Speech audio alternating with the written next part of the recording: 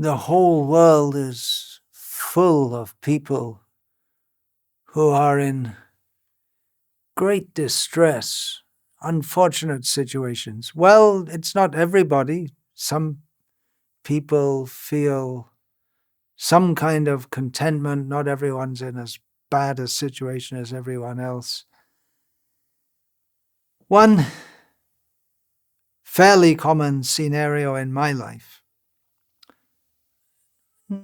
maybe not fairly common, it's happened several times, and I won't be surprised if there are more like this, is I get an email or a devotee personally contacts me, personally speaks to me and says, "Hey, look, my wife left me and it doesn't make any sense. Okay, maybe I wasn't the best of all husbands, but can you do something, say something to her, tell her to come back?"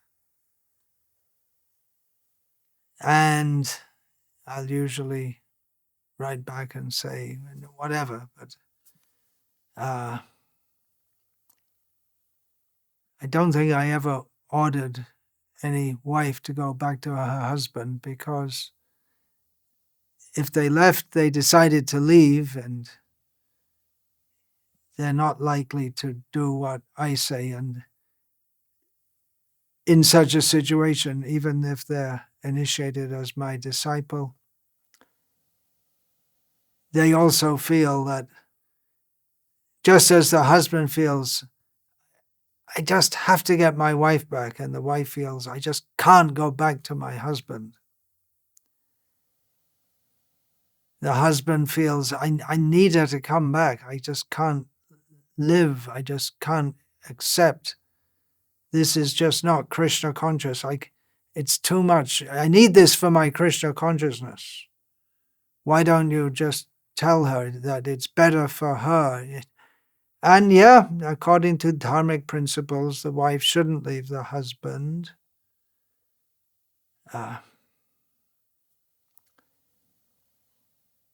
Sometimes there are cases of the husband leaving the wife, and she's asking me to try and do something.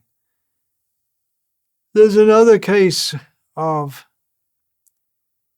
a devotee, a disciple, repeatedly asking me to do something about their situation. Find me a husband. When she was younger, I advised her several times, you should get married, you'll regret it later if you don't. And she said, no, I want to stay unmarried. It's better for my Krishna consciousness. And now, when she's at an age when, at least in India, it's unlikely to find anyone who's going to marry a woman of such an age, she's repeatedly requesting me, please find a husband, pray to Krishna to get me a husband. And I write back in such cases that, well, you just have to accept your fate. This is the way it is. You just can't change the situation, however much you pray and plea. And I, as a guru, don't have a magic wand to change the situation. Sometimes we just have to accept our fate and get on with life. Even though there may be many difficulties, what can we do?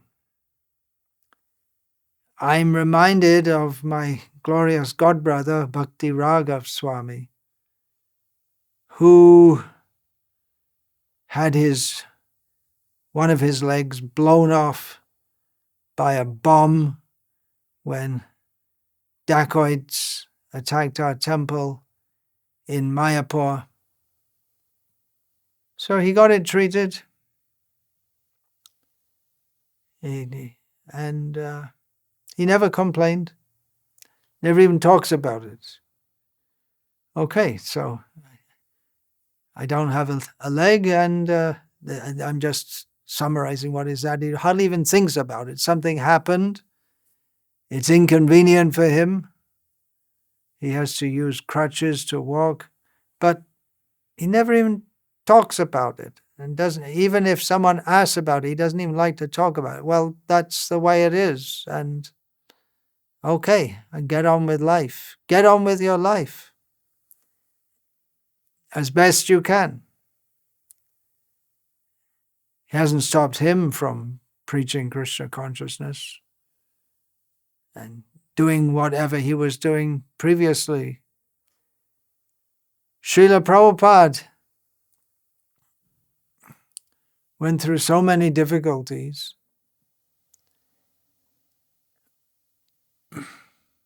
in spreading Krishna consciousness. We just can't expect Krishna to just change the whole situation. Sometimes we have to accept the situation and pray to Krishna to give us the strength and the intelligence to accept the situation and do the best we can within it. There are many, many such cases. Devotees are in a job or in a hostel where they have no choice but to take canteen food. What can you do? You just have to do the best you can in the situation. You may be in a bonded contract or something like that. What about the whole ISKCON situation? There's so many problems, and there will be so many problems, and sometimes it's very frustrating, it seems. You do what you can to try to rectify the situation. Otherwise, you just have to get on with life as best you can. Look at the Gauriya Math, such a glorious institution, powering ahead under the direct guidance of Srila Bhaktisiddhanta Saraswati. And after his departure, so many problems and factions and this and that. And eventually some devotees just either distanced themselves from it and went on with their life in Krishna consciousness. Some set up separate movements, and some stayed within whatever was left of the institution.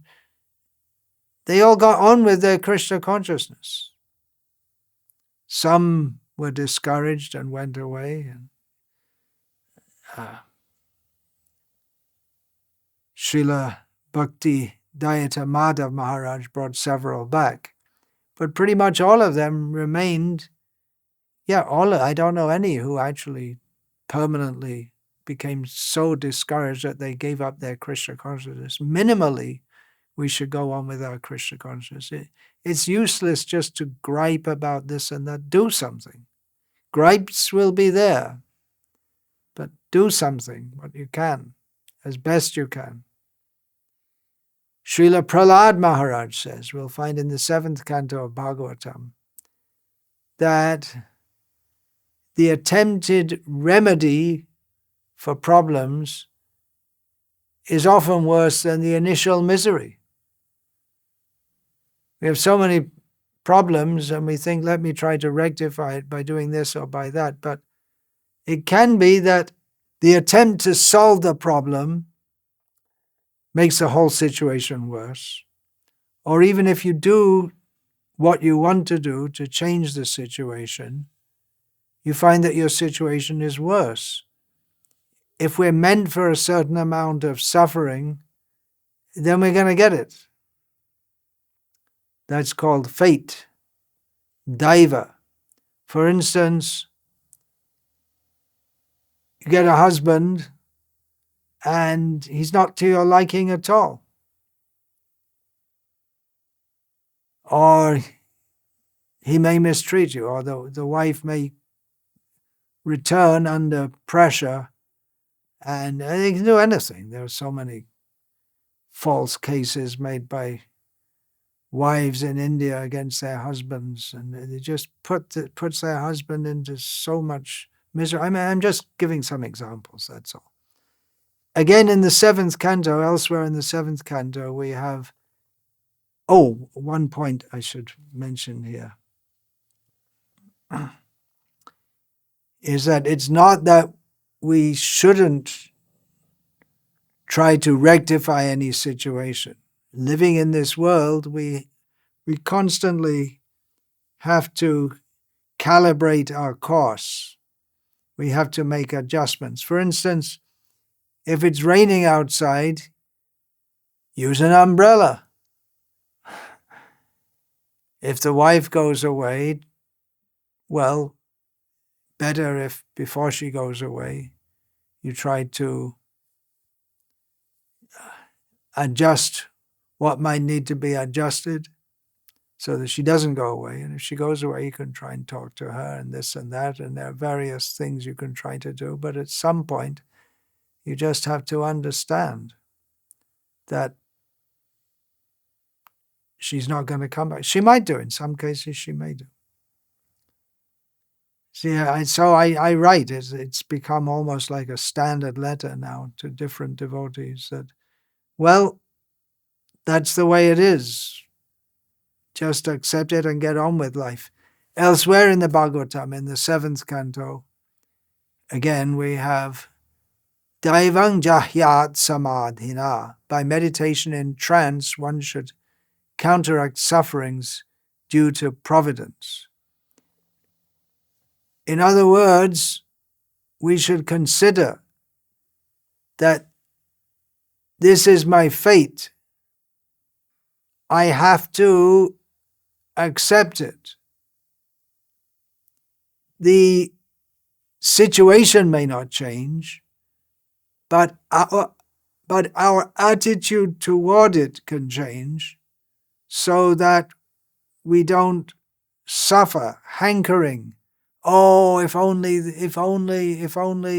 this would happen or that would happen. If only this problem wasn't there, then everything would be best. The example is there in the Bhagavatam of Pingala, the prostitute, who was waiting all night, hoping for a customer. She thought, if a man comes, I'll give him my services and he'll give me plenty of money. She waited throughout the night. One man would walk past and she thought, I can try and allure him. And he'd just walk past. And another, and another, and another. Till eventually she thought that, well, no one's going to come. I should just accept. And she became detached from the hankering for her desire to be fulfilled. And in that sense of detachment, she was able to reflect on the reality that my consciousness is meant for meditation on the Supreme Personality of Godhead, not meditating on how I can live more happily in this world. And yet we may think that, well, I need this situation so that I can be Krishna conscious. It'll be better for my Krishna consciousness if the situation is changed. But again, we're reminded of another teaching from the Bhagavatam. Tatenu kampan susamikshamaano bunjana evatma kritang vipakam hridvag vapubhye vidatan namaste jiveta yo mukti pade sadaya bhag. Anyone who accepts their fate, however bad it may be, thinking that, well, I got what I deserved, and with that attitude lives out their life fully dedicated with mind, body, and words in the service of Krishna, hearing about Krishna, chanting about Krishna, serving Krishna, despite difficulties, such a person is a prime candidate for going back to Godhead. So the attitude should be, well, okay, it's a closed chapter. Krishna knows what is best for me. Let me adjust to this situation and do the best I can. In one case, there was a man whose children were grown up and his wife had left. So I wrote, well, it'll be hard for you because you haven't practiced detachment, but you don't have any choice now. So it's a great opportunity to be detached and cultivate Krishna consciousness without family attachments. Now, you might think, well, I'm saying this so I won't get bothered and no one will bother me with things like this, but they will anyway. Maybe not some of them. Maybe some will think that I won't. Of course, it's there that the Guru is to help to guide us in our course in this world on the way back to Godhead. But again, the Guru is not meant for so much involvement in family affairs and family disasters. But I'm trying to impress the principle that some things we just can't change. There's a saying I used to say in Malaysia in the 1980s, going on book distribution, some kind of fashion. I don't know if it's there because I haven't been there for such a long time. But in the shops, people used to put signs. So you could buy little signs with wise sayings, such as,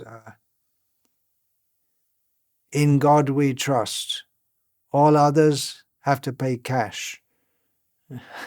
Something like that. So one of them was a very good saying. Dear God, it's a prayer. Dear God, give me the courage to change those things that I cannot change, the tolerance and the patience to accept those things that I cannot change, and the intelligence to discriminate between the two. So I'm saying this for those who will hear some instruction to benefit and help us in our lives. We're all beset by fate in various ways. For devotees of Krishna, fate comes upon us specifically as Krishna's mercy, even if we cannot always recognize it. Vancha kalpatarubhyascha kripa sindhubhya patitanam pavanebhyo